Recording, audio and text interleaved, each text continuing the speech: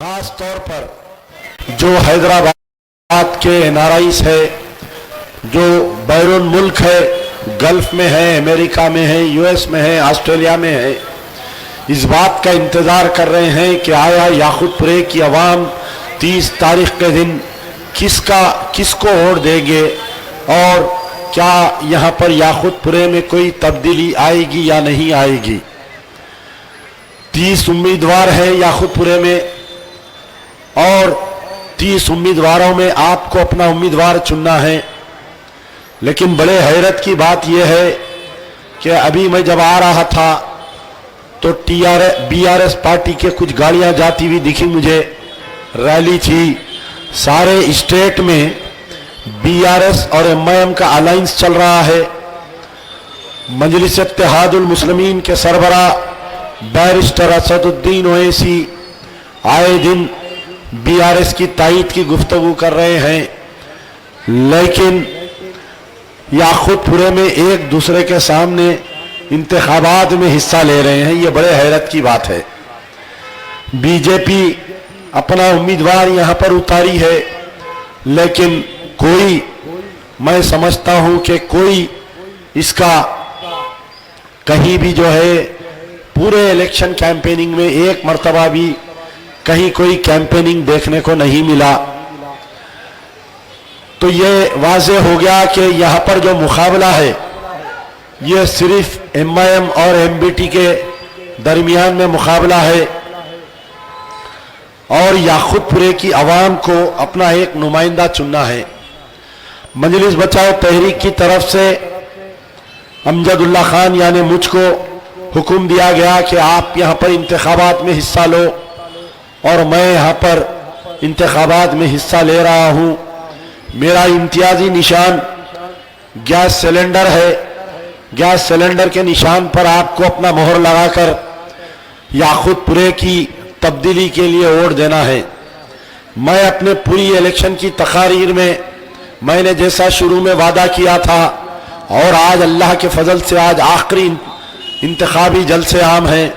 कल 5 बजते ही इंतखाबी ज़ाब्ते अखलाक ख़त्म हो जाएगी और ये पब्लिसिटी 5 बजे तक ख़त्म हो जाएगी। कल सुबह इसी रोड शो है, यहीं श्रीनगर संतोष नगर चौराहे से रोड शो, उसके बाद में सालम चौक पर एक बड़े जलसे में कल 5 बजे ये इंतखाबी मुहिम ख़त्म हो जाएगी और 30 तारीख के दिन आपको अपना उम्मीदवार का इंतखाब करना है।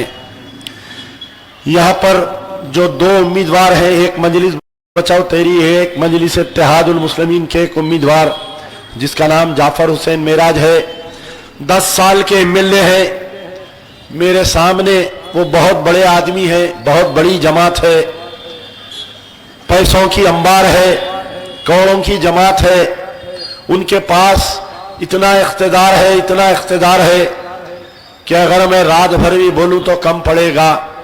उनके पास इतनी दौलत है, अगर मैं उनका दौलत गिनने बैठूं तो रात भर भी कम पड़ेगी। और दूसरी तरफ आपका एक उम्मीदवार है जो 2 बार का कारपोरेटर है और एक मरहूम आपके हर दिल अजीज मरहूम कायद गाजी मिल्लत अलहाज मोहम्मद अमानुल्लाह खान का फर्जन 2 बार का कारपोरेटर है। आप अंदाजा लगाइए, आप ज्यादा दूर नहीं बल्कि ऐवान असेंबली नामपल्ली जाकर आपके जो मजलिस इत्तेहादुल मुस्लिमीन के उम्मीदवार हैं उनके बारे में मालूमात हासिल कर सकते हैं। उनके बारे में कि वो 10 साल में अपने हल्के को कितना तरक्की याफ्ता करे वो आपको मालूम हो सकता है। याकूतपुरा जो हल्का है, ये हल्का याकूतपुरा जो हल्का है पिछले 60 साल से एक ही पार्टी का मेंबर ऑफ पार्लियामेंट, एक ही पार्टी का एमएलए और एक ही पार्टी का कारपोरेटर यहां से चुना जाता है। लेकिन आपको मालूम हो, आपको जानकर ये हैरत होंगे कि पूरे याकूतपुरे में कहीं भी एक बड़ा हॉस्पिटल नहीं है जो जाकर याकूतपुरे की आवाम अपना इलाज करवा सके। खास तौर पर आपको ये जो हालिया में कोविड हुआ, कोविड 1, कोविड 2 में आपको जब प्राइवेट हॉस्पिटल्स जाना पड़ा, लाखों रुपए आपको दवाखानों की बिलों में डालना पड़ा। अपनी जिसका घर था वो घर गिरवी हो गया, जिसके पास सोना था वो सोना गिरवी रखकर कोविड 1, कोविड 2 में आप लोगों ने अपना इलाज करवाया। तो अमजदुल्ला खान इस बात का एहसास करता है कि याकुतपुरे की आवाम के लिए बेहतरीन यहाँ पर दवाखाने की जरूरत है, और मैं आपके सामने ये वादा करता हूँ कि इंशाअल्लाह अल्लाह ताला अगर मौका देगा और आप लोग मुझ पर भरोसा करके 30 नवंबर के दिन 7 नंबर पर जो गैस सिलेंडर है, अगर उस पर आप अपना बटन दबाते हैं और अल्लाह ताला कामयाबी देता है, तो इस याकुतपुरे की आवाम के लिए एक बेहतरीन सुपर स्पेशलिटी हॉस्पिटल हम डाल कर देंगे, जहां पर आप यहाँ पर जितने लोग सामाइन में है या मेरा जलसा जो लाइव सुन रहे हैं दुनिया के किसी भी मुमालिक में, मैं ये बात आपके सामने लाना चाह रहा हूं कि अल्लाह ने केसीआर को 9 साल इख्तिदार दिया, अल्लाह ने केजरीवाल को 9 साल इख्तिदार दिया, लेकिन आप जाकर जब दिल्ली में देखेंगे तो वहां का जो हॉस्पिटल फैसिलिटीज है, इतने बेहतरीन हॉस्पिटल फैसिलिटीज है वहां पर कि अगर कोई मरीज अंदर जाता है तो ना सिर्फ उसका इलाज फ्री में होता है, बल्कि उसको 1 महीने की दवा भी फ्री दी जाती है। लेकिन ऐसा यहाँ पर क्यों नहीं हुआ कि यहाँ पर के जो हॉस्पिटल्स है, यहाँ पर आप जाके अगर सरकारी दवाखाने में भी अगर आप अपने आप को बतलाएंगे तो आपको इस बात का एहसास होगा कि वहाँ पर या तो एक्सरे मशीन खराब है, सारे टेस्ट आपको बाहर से करवाना पड़ता है। अगर आप दिल्ली में फर्ज करिए कि आप घूमने फिरने के लिए भी गए और आप बीमार पड़ गए, आप किसी वहां के सरकारी हॉस्पिटल में गए तो इन पेशेंट और आउट पेशेंट घूमने वालों के लिए भी फ्री है, या कारोबारी सिलसिले में भी अगर कोई दिल्ली को जाता है तो यहाँ पर तेलंगाना में वो फैसिलिटी क्यों नहीं दी जा रही है यहाँ के शहरियों के लिए। मैं आपसे वादा करता हूँ कि एक बेहतरीन हॉस्पिटल बनाकर, यकीनन लोग सवाल कर रहे हैं कि क्या एक दवाखाना बनाने से सारे याकुतपुरे के लोगों का इलाज आप फ्री करवाएंगे। हम पहले साल में कोशिश करेंगे कि एक म्युनिसिपल डिवीजन में बेहतरीन हॉस्पिटल बनाएं, साथ में जैसा जैसा फंड्स मिलते जाएंगे दूसरे दवाखाने, यानी छोटे जो मोहल्ला क्लिनिक होते हैं, छोटे छोटे, पहले जमाने में आप लोग देखते थे कि हर मोहल्ले में एक छोटा गवर्नमेंट हॉस्पिटल होता था, जहां पर वहां पर टीके दिए जाते थे, दवा फ्री दी जाती थी। आज वो सारे बंद हो गए। तो अब हम अमजदुल्ला खान आपके सामने ये वादा करता है कि पूरे याकुतपुरे के जो हेल्थ के बारे में रहेगा, हम उसके ऊपर आपको बेहतरीन से बेहतरीन हेल्थ सर्विसेज देकर एक बड़ा दवाखाना बनाने का वादा करते हैं।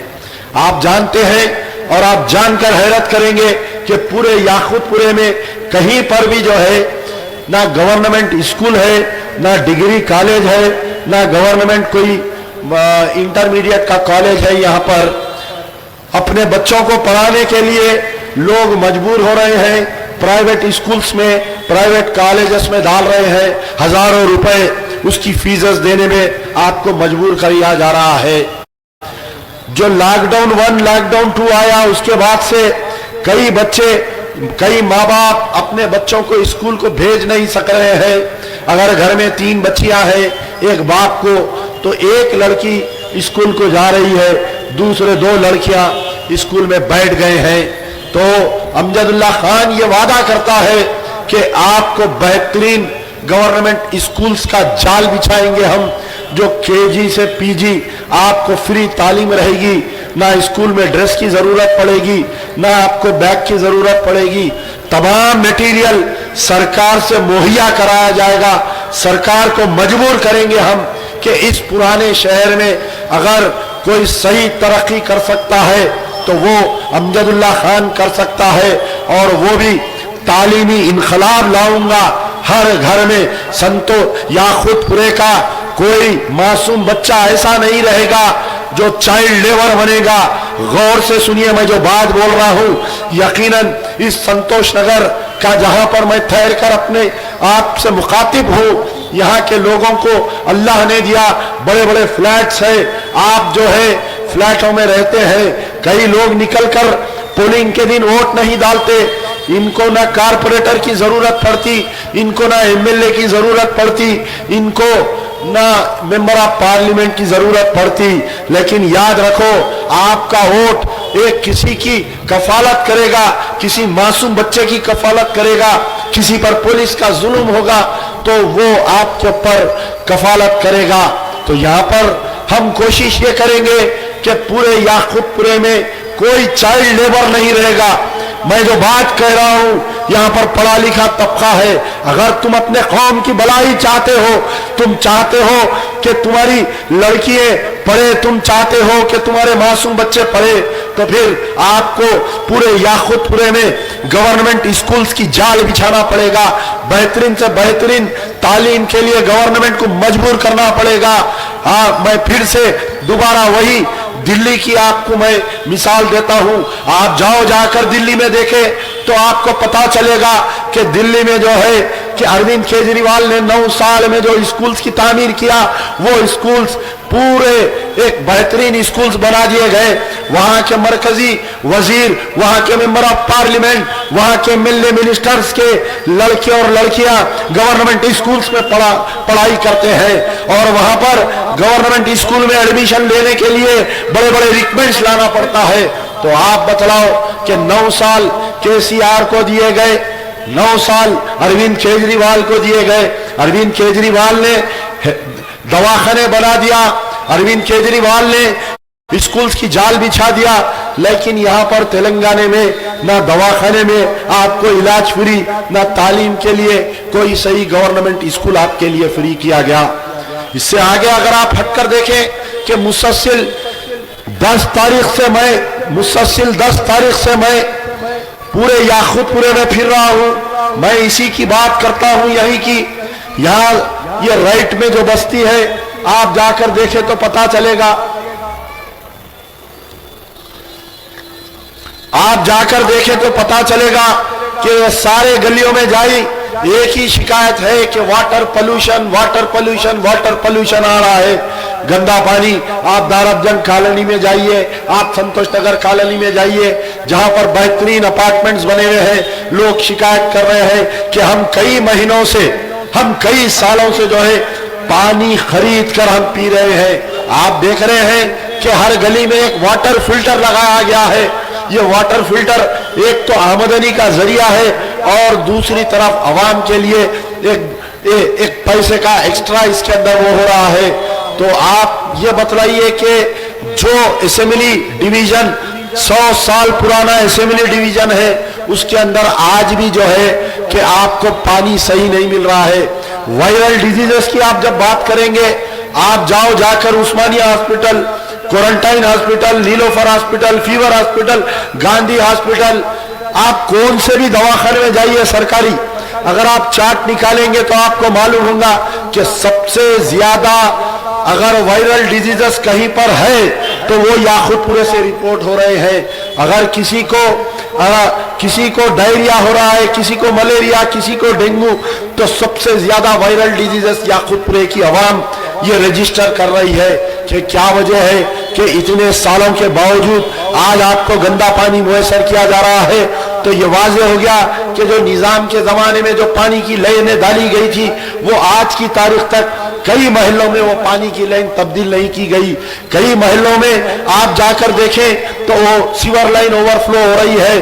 तो अमजदुल्ला खान जिस तरीके से गाज़ी मिल्लत अलाज मोहम्मद अमानुल्लाह खान ने अपने हल्के को डेवलप किया, जिस तरीके से अमजदुल्ला खान 2 मरतबा का कारपोरेटर चंचलगुड़ा और कारपोरेटर आजमपुरा, आपके कोई रिश्तेदार दोस्त अहबाब मेरे हल्के में, साबिका हल्के में होंगे, उनसे पूछिए कि हमने किस कदर उस दोनों म्युनिसिपल डिवीजनों को हैदराबाद के सबसे बेहतरीन म्युनिसिपल डिवीजन बनाकर रखा था।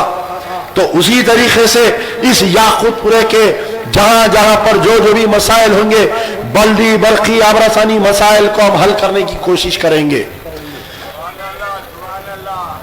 इसके बाद में जो है, आइए अब आपको मैं गुफ्तगू करता हूं कि आने वाले 30 तारीख के दिन सारे तेलंगाना में इंतखाबात हो रहे हैं। ये इंतखाबात पे आज सारे दुनिया की नजर है। इसलिए है कि जैसा कि आप जानते हैं कि मरकज में जो बीजेपी की सरकार है, मरकज में बीजेपी आने के बाद से पूरे हिंदुस्तान के अक़लियतों पर, खास तौर पर मुसलमानों पर लामुतनाई सिलसिला हुआ, जुल्म और सितम का सिलसिला जारी रहा। गली गली मुसलमानों को मॉब लिंचिंग का शिकार होना पड़ा। कहीं गोश्त के नाम पर मारा गया, कहीं बुरखे के नाम पर सताया गया, कहीं कुछ तो कहीं कुछ। ये 2014 से सिलसिला चलते आ रहा है। लेकिन आप जानते हैं कि हालिया में जो कर्नाटका में इलेक्शंस हुए, वहां की अक़लियतें, खास तौर पर मुसलमानों ने जो डट कर फैसला किया और एक तरफा फैसला किया, वहां पर बीजेपी को उखाड़ कर फेंका। तो आप देखिए, जिस दिन से कर्नाटका में बीजेपी सरकार गई है, उस दिन से लेकर आज की तारीख तक कहीं पर भी हिंदुस्तान में मॉब लिंचिंग का कोई केस रिपोर्ट नहीं हुआ। पहली बात, ना कोई बुरखे की बात कर रहा है, ना कोई इस्काफ की बात कर रहा है, ना कोई शरीयत की बात कर रहा है। तो आप अंदाजा लगाइए कि जब मियाँ भाई का डिसीजन होता है, मियाँ भाई जब फैसला करता है, तो बड़े बड़े हुकूमतों के तख्त पलट जाते हैं। जो तख्त पर रहते हैं वो तख्त के नीचे आ जाते हैं। तो अब ये तेलंगाना का इंतखाबात याद रखो अरे याकूबपुरे के लोगों, याद रखो। मेरा जो ये ऑनलाइन जलसा देख रहे हैं सारे तेलंगाना की अक़लियतों, मैं खास तौर पर बार बार ये बात कह रहा हूं कि अगर ये जो इलेक्शन है सेमीफाइनल है, यानी आने वाले पार्लियामेंट इलेक्शन का ये सेमीफाइनल है। गौर से मेरे जुमले को सुनिए। इंतखाबात आएंगे और इंतखाबात जाएंगे। लम्हों ने की सजा सदियों ने पाई सजा। आप गौर से मेरे जुमले को सुनिए। अगर फर्ज करिए ये तेलंगाना इंतखाबात में अगर अक़लियतें यहाँ के गलत फैसला करेंगे, ये सेमीफाइनल में अगर गलत फैसला करेंगे आप लोग, अगर बड़े मोदी को मारना है, बड़े मोदी को हराना है 2024 में, तो आपको छोटे मोदी को यहां से टाटा बाय बाय करने का वक्त आ गया है। ये छोटा मोदी बाजू लेके जाओ। ये छोटा मोदी जो है, आराम से नहीं, अपने आदमी है, सलाहियत से लेके जाओ।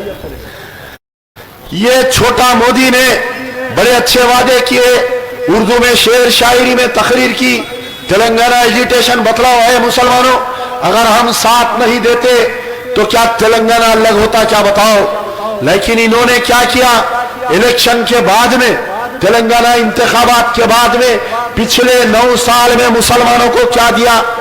वादा किया गया था 12% रिजर्वेशन, वो नहीं दिया गया। वक्फ कमिश्नरेट का वादा किया गया, वो नहीं दिया। उल्टा वक्फ कमिश्नरेट के बजाय 5 साल से वक्फ बोर्ड के दफ्तर को लाख है।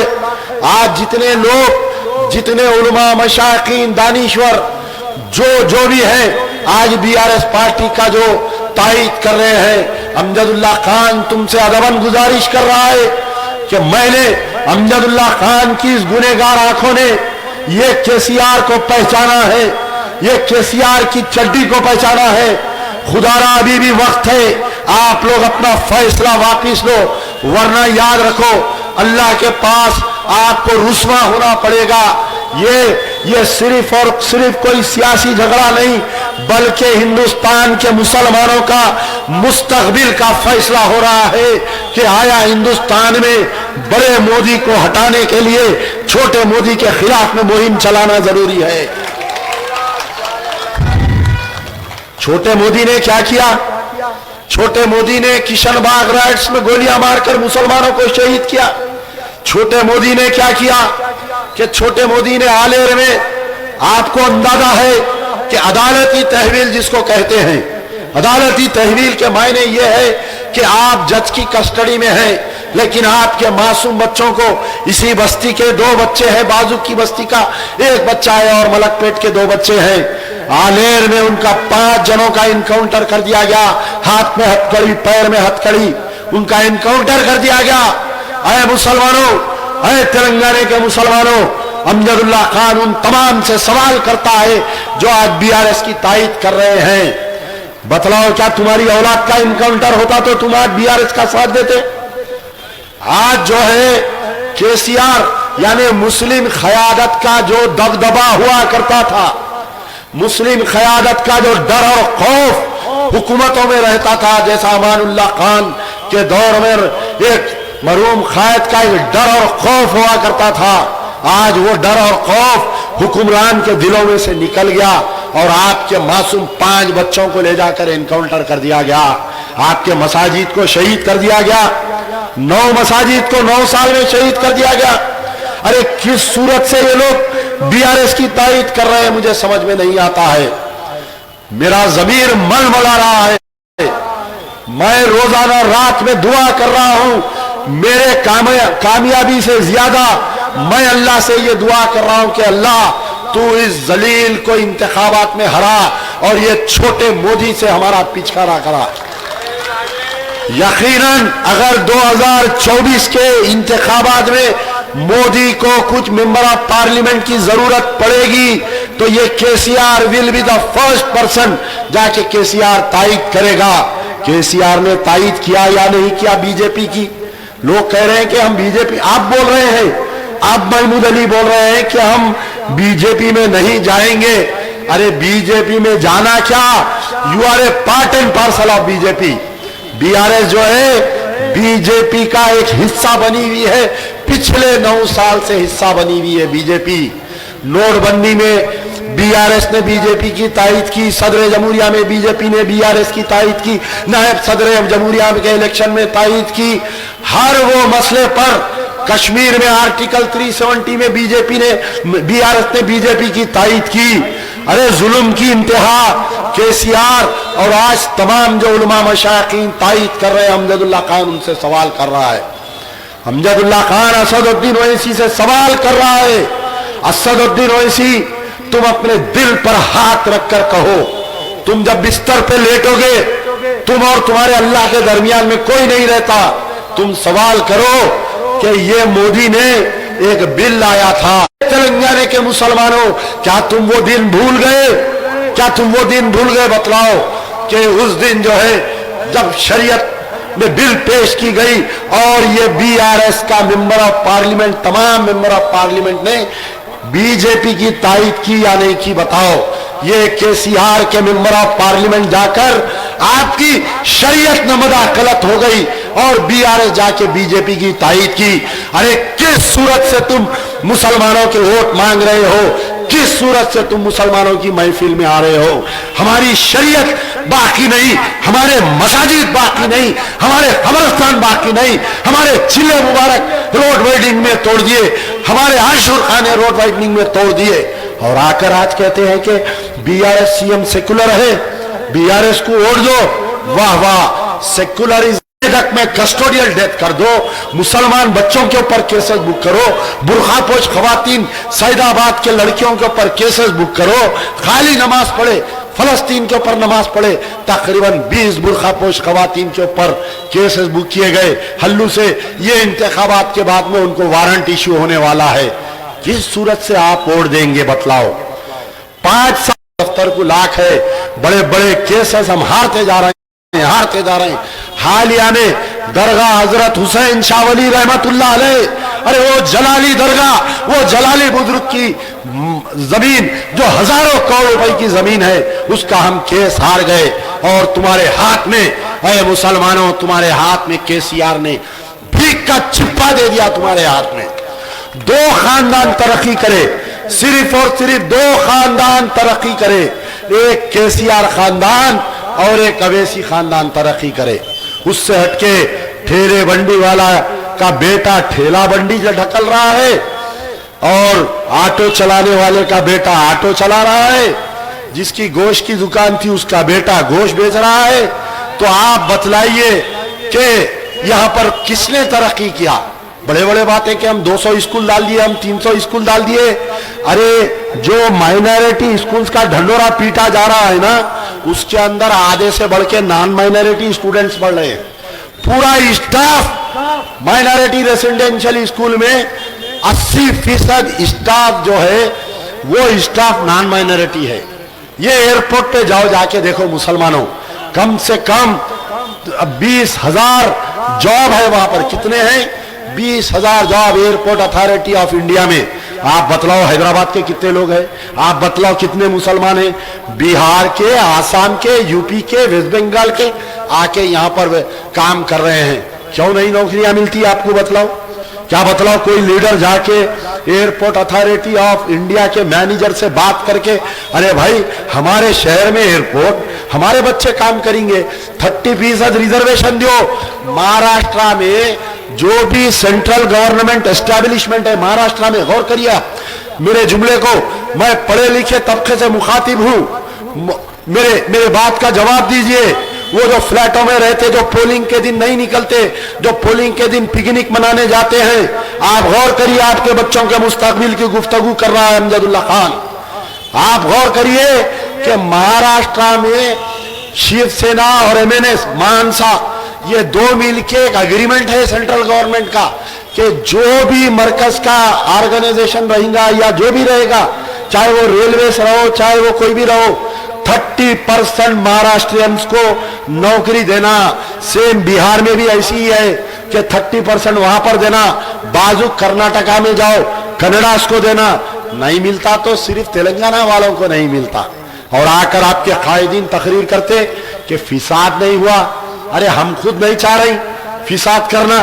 जिस दिन हम चाहे फिसाद करना तो क्या ये राजा सिंह रह सकता? क्या बताओ आप? अगर जिस दिन भी ये मेरे पुराने शहर के जियाले नौजवान सोच लिए कि अब हमारे को इस हुकूमत से इंसाफ नहीं मिल रहा है, अरे हमारी तारीख तुमको वाकिफ नहीं। इस भरे मजमे में चंद ऐसे चेहरे भी देख रहा हूं कि उन्होंने जब भी सरकार दो आलम सल्लल्लाहु अलैहि वसल्लम की शान में गुस्ताखी हुई तो उन्होंने ऐसा हर काम किया कि गुस्ताख रसूल इस दुनिया से उसका नामो निशान मिट गया। अरे तुम हमको ललकार रहे हो केसीआर, आज तुम केटीआर, आज तुम क्या समझ रहे हैं कि क्या आवाम नहीं जानती? तुम नहीं चाहते कि राजा सिंह जीतना बोलकर? क्या बीआरएस की मैच फिक्सिंग हुई या नहीं हुई? बताओ, आप बतलाइए। बीआरएस ऐसे नुमाइंदे को वहां से टिकट देती है जो साबिका में बीजेपी का है। वहां पर जो बीआरएस का कैंडिडेट है उन्हें खुद साबिका बीजेपी का कैंडिडेट है। तो कहीं ना कहीं मैच फिक्सिंग हुई। मेरे पास सबूत है कि BRS is supporting Raja Singh. वो कैसा सबूत है? मैं तकरीबन 19 कंप्लेंट राजा सिंह के खिलाफ में डाला। कितने डाला कंप्लेंट? 19 कंप्लेंट डाला, केसेस बुक कराया। और ये हुकूमत, हरीश राव, ये केटीआर, ये कविता मिलकर पूरे केसेस को बंद करवा दिए। पूरे क्या बोलकर? मिस्टेक ऑफ फैक्ट, यानी उन्हें तकरीर कर रहा, उन्हें इस्लाम के खिलाफ बोल रहा, सरकार की शान में गुस्ताखी कर रहा। मैं वो सीडी ले जाकर मैं उसके खिलाफ में कंप्लेंट देता हूं। 1 साल के बाद में ये पुलिस के इन्वेस्टिगेशन ऑफिसर की मेरे को नोटिस आती कि आपने जो मुकदमा दायर किया था वो हम क्लोज कर दे रहे हैं कि लैक ऑफ एविडेंस की वजह से हमने क्लोज किया। मेरे 19 मुकदमा में से तकरीबन 14-15 को केसेस क्लोज कर दिए। मैं जाकर पुलिस के आला अहदेदारों से बात किया कि ये कैसा हो सकता साहब, ये केस कैसा क्लोज करे? तो बोले नहीं, कोर्ट बंद कर दिया ये केस को। फिर मैं मेरे भाई वकील को जो है मुजफ्फरुल्लाह खान से जब राबता कायम किया, उनको बोला कि ये तकरीबन मेरे केसेस को धीरे धीरे करके बंद कर दे रहे हैं। तो उन्होंने मुझे जो कोर्ट की फाइल होती ना, वो कोर्ट की फाइल लाकर मैं जाकर कोर्ट में देखा तो उसके अंदर यहाँ के पुलिस के आला अहदेदार ये नोट लिख रहे हैं कि हमने ये जो केस दायर किया था अमजदुल्ला खान के कंप्लेंट पर, इसके अंदर कोई एविडेंस नहीं है। अरे और क्या एविडेंस होना?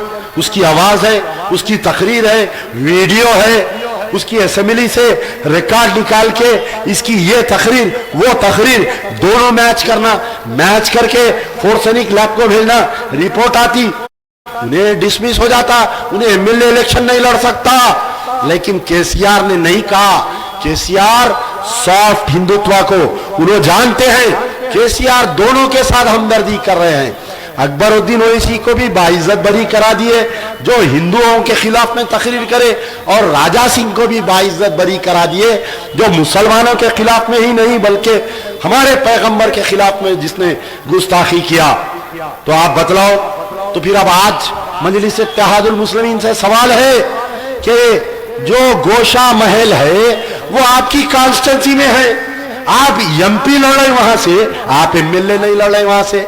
आप 5 साल मेहनत करना था। वहां के जो यादव कम्युनिटी है, जो हमेशा से 2 कम्युनिटी है, एक माला कम्युनिटी है और एक यादव कम्युनिटी है, ये दोनों कम्युनिटी हमेशा हालांकि गैर मुस्लिम है, दोनों राजा सिंह के खिलाफ में रहते। आप एक हिंदू कैंडिडेट देना था, मुसलमान जमात के नाम पर मजलिस को वोट देते थे। मुसलमान जो यादव है, अगर आप यादव कम्युनिटी से देते, आप माला कम्युनिटी में से देते, तो बड़ी मुश्किल से अगर 60-70 हजार वोट भी मजलिस का यानी जब असदुद्दीन ओवैसी, आप गौर करिए मेरे जुमले को फिर से, 2014 में पार्लियामेंट और असेंबली मिलकर आया, असदुद्दीन ओवैसी गोशा महल से 28,000 वोट लिए। फिर 2019 में जो पार्लियामेंट इलेक्शन हुआ, असदुद्दीन ओवैसी गोशा महल से 28,000 वोट लिए, और जीतने वाला उम्मीदवार 2014 में राजा सिंह जो है कुछ 63,000 वोट ले रहा है, और 70,000 कुछ वोट, यानी 2014 में जो वोट लिया राजा सिंह 10,000 वोट कम लिया, उसका गिराव गिर गया। लेकिन अगर फर्ज करिए 5 साल अगर मजलिस इत्तेहादुल मुस्लिमीन मेहनत करती, कोई यादव को तैयार करते, मैं ये नहीं कह रहा हूं कि कोई मियां भाई को टिकट दो, मुझे यह मालूम है कि पॉलिटिक्स कैसी चल रही वहां पर, कोई यादव, क्योंकि यादव कम्युनिटी के वोट ज्यादा है और यादव कम्युनिटी इससे नाराज है, ये राजा सिंह से। राजा सिंह यादवों के खिलाफ में बहुत रहता, इसलिए यादव कम्युनिटी वोट नहीं देती। तो आप यादव को लाना था, आप माला कम्युनिटी है वहां पर, उसको लाना था। 2-3 साल पहले आप बोल देना था कि आने वाले मैं जमात से पैसे देता हूं, एक 2-3 करोड़ रुपए उसको देना था, ऐसा नहीं हुआ। लेकिन इनको चाहिए मुसलमानों को बीजेपी से डराकर आपके वोट मजलिस से लेने के लिए, कभी इनको नरेंद्र चाहिए, कभी इनको बदम्बाल रेड्डी चाहिए, कभी इनको परवीन तोगाड़िया चाहिए, कभी इनको राजा सिंह चाहिए। आप गौर करें कि इससे पहले जब बदम्बाल रेड्डी हुआ करता था, 5 साल में एक बार वो भाग्या लक्ष्मी मंदिर करने आके पूजा करके उन्हें ये कहता था कि आने वाले दिनों में हम जो है चार मीनार को मंदिर बना देंगे, फलकनुमा को मंदिर बना देंगे, और मुसलमान जज्बाती नारे। पूरे हिंदुस्तान का इलेक्शन अलग, इलेक्शन सिर्फ यहाँ का जो इलेक्शन होता पुराने शहर का, ये डेवलपमेंट की बुनियाद पे, मसाइल के बुनियाद पे आप इलेक्शन नहीं लड़ते। ये बड़े अफसोस की बात है कि हम मसाइल की बुनियाद पर इलेक्शन नहीं लड़ते।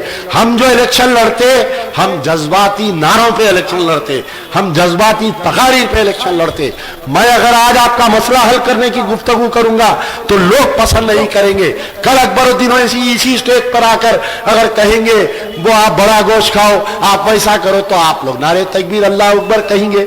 अफसोस होता है मुझे, अफसोस, जब कोई रैली जाती है मजलिस इत्तेहादुल मुस्लिमीन की, वो रैली में ये नारा लगता है कि बड़ा गोश्त खाएंगे, अकबर भाई को लाएंगे। मुझे अफसोस होता है कि हमारी कौम को कहां पर ले जाकर ये अवैसी परिवार छोड़ दिए हैं। मुझे अफसोस होता है, खवातीन मुझे टेलीफोन कर रहे हैं कि मेरे पास 50 वोट है, आप 1 वोट के क्या दे रहे हैं बताइए। आप अगर 1 वोट के 1000 रुपए दे रहे हैं तो हम 50 वोट आपको डालने के लिए तैयार है। अरे हमारी माँ और बहनों की तारीख भूल गए, आज हम इलेक्शन को कहां पर ले जाकर छोड़ दिए। देखिए आप, मेरा फोन एक दिन रख लीजिए, कल एक दिन, कल का दिन बहुत महंगा दिन है, आज रात भर पैसे, कल से पैसे बट रही, हर गली में पैसे बट रहे हैं, हर जगह पैसे, राशन के किटा, साड़ियां, नौजवानों को किटा, मोबाइल फोन भी दिए जा रहे हैं गिफ्ट कि बस अमजदुल्ला खान को वोट मत दे दो। उनको मालूम है अमजदुल्ला खान इंतखाबात जीतेगा, अमजदुल्ला खान एमएलए बनेगा, अमानुल्लाह खान की तारीख दोहरा दे देगा। पूरे हैदराबाद में लोग अमानुल्लाह खान को याद करेंगे। यकीनन यकीनन मैं अमानुल्लाह खान के पैर की धूल नहीं बन सकता, लेकिन यह वादा कर सकता हूं कि आपका वोट एक मजलूम की कफालत करेगा। कोई एनकाउंटर नहीं होगा, अमजदुल्लाह खान तुमको शर्मिंदा नहीं करेगा। अरे याकूतपुरे के जियाले नौजवानों, अरे याकूतपुरे के बुजुर्गों, अरे याकूतपुरे की मेरी माँ और बहनों, सुनो मेरी बात को सुनो कि फिर दोबारा याकूतपुरे में ऐसा मौका नहीं आएगा, ऐसा उम्मीदवार नहीं आएगा। अमजदुल्लाह खान फिर तुम्हारे सामने अगर इंतखाबात हार जाएगा, रुसवा हो जाएगा, तो फिर नहीं आएगा तुम्हारे दरमियान में। आज अमजदुल्लाह खान एक अज़्म लेकर तुम्हारे सामने आया है। अमजदुल्लाह खान तुम्हारा वोट उस मजलूम का जामिन रहेगा। कोई पुलिस वाला पूरे तेलंगाना में कोई नौजवान के कॉलर पे हाथ डालेगा, करीमनगर रहेगा, अमजदुल्लाह खान भागेगा। निर्मल में जुल्म होगा, अमजदुल्लाह खान भागेगा। निजामाबाद में जुल्म होगा, अमजदुल्लाह खान भागेगा। कोई मस्जिद शहीद नहीं होगी। जो 9 मसाजिदें शहीद हो गए, उन तमाम को दोबारा उसी मुकाम पर बनाने की अमजदुल्लाह खान जिद्दोजहद करेगा। पूरे तेलंगाना के मुसलमानों को तारीख तय की जाएगी। 3 के दिन रिजल्ट आ जाएगा। 30 तारीख के दिन याकूतपुरे के लोगों, आपको क्या करना है बताओ? 30 तारीख के दिन cylinder cylinder cylinder cylinder cylinder. 3 तारीख के दिन अल्लाह एमएलए बनाएगा। 30 तारीख के दिन 3 तारीख के दिन रिजल्ट आएगा, तुम्हारा भाई एमएलए बनेगा, खामोश नहीं बैठेगा। 4 तारीख से पूरे तेलंगाना में इनकलाब लाऊंगा। पूरे तेलंगाना में, पूरे तेलंगाना में एक ऐसा मार्च करेंगे हम। आने वाली हुकूमत, आपको मालूम है ना 1 मिलियन मार्च कैसा करा था? पूरे हिंदुस्तान में अगर सीए एनआरसी के ऊपर अगर कोई आवाज उठाया तो वो हैदराबाद तुझको सलाम, तेलंगाना तुझको सलाम, हैदराबाद के मुसलमानों तुझको सलाम, तेलंगाना के मुसलमानों तुझको सलाम। 1 मिलियन मार्च, लोग मजाक उड़ाए। मैं और मोहतरम मुश्ताक मलिक साहब जब हम ऐलान करें 1 मिलियन मार्च, ये जो आपके सामने आ रहे हैं, कोई साथ नहीं दिया, कोई उलमा साथ नहीं दिया, कोई मशाइकीन साथ नहीं दिए। ये जियाले हैदराबाद के नौजवान निकले अपने घरों से और कह दिए कि हिंदुस्तान में रहेंगे, ये वतन हमारा है, ये मुल्क हमारा है। हमारे आबाद ने अपनी जानें देकर इस मुल्क को आजाद किया। ये मुल्क जग्गियों का मुल्क नहीं है, ये मुल्क हमारा है। हम जैसा चाहे हम नमाज पढ़ेंगे, हम अज़ान देंगे और हम इस मुल्क में रहेंगे। 1 मिलियन मार्च, याद रखो। ये जो 9 मसाजिदें तेलंगाना में, ये जो केसीआर शहीद किया, पूरे 9 मसाजिदें दोबारा उसी मुकाम पर बनाने का अमजदुल्लाह खान अज़्म लेकर आपके सामने आया है। आधा घंटा 1 घंटा लाइन में ठहरो मेरे भाइयों, अरे मेरे भाइयों, आधा घंटा 1 घंटा लाइन में ठहरो। 5 साल तक अमजदुल्लाह खान हुकूमत को सोने नहीं देगा। पूरे मसाजिद दोबारा बनेंगे, याद रखो। भरोसा है या नहीं है बताओ? अमजदुल्लाह खान काम करेगा या नहीं करेगा? तो फिर देर किस बात की है बताओ? इंशाअल्लाह 30 तारीख के दिन, अरे मैं अल्लाह से दुआ, मेरे खिलाफ में जो लोग काम कर रहे हैं, इस बस्ती में बहुत बोकसिंग होती है। लोग निकलते नहीं इस बस्ती से, बाहर से खवातीन को लाते और वोट गला देते। यहाँ के जो पोलिंग बूथ है ना, एक पोलिंग बूथ पे एमआईएम को 1,000 वोट निकले। 1200 का पोलिंग बूथ, ये मैम को 800, हमारे बच्चों को मार के निकाल दिए बाहर। उसके बाद में यहाँ पर पोलिंग में बोकसिंग बहुत होती।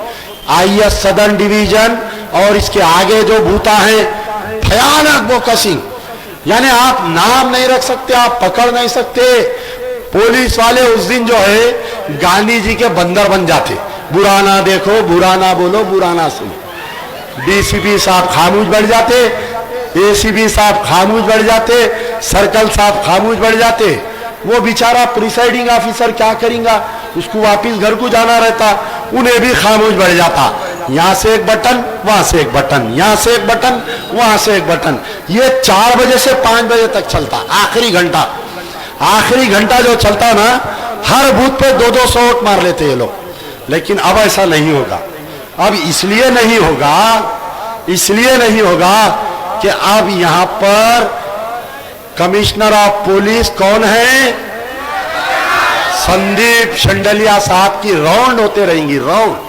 अगर कोई बोकसिंग करने का सोच रहा है तो याद रखो, तुम्हारे बीवी बच्चे या कोई खवातीन सोच रही है बोकसिंग करने का, जो खवातीन बाहर से आ रही, निजामाबाद, भैंसा, बोधन, पूरे एमआईएम के सदरा शुरू कर दिए, नए बुरखे सिला रही, औरतों को सर पे मेहंदी लगा लो बोल रही, काली मेहंदी लगाओ अम्मा बोल रही, हाथ में मेहंदी डाल लो बोल रही। आज हमारे तालाब कट्टे में एक बाड़े में जाने का इत्तेफाक हुआ। वहां पर मुझे खवातीन फोन करके बुला के बोले कि मैं जो है, मेरे पास 50 वोट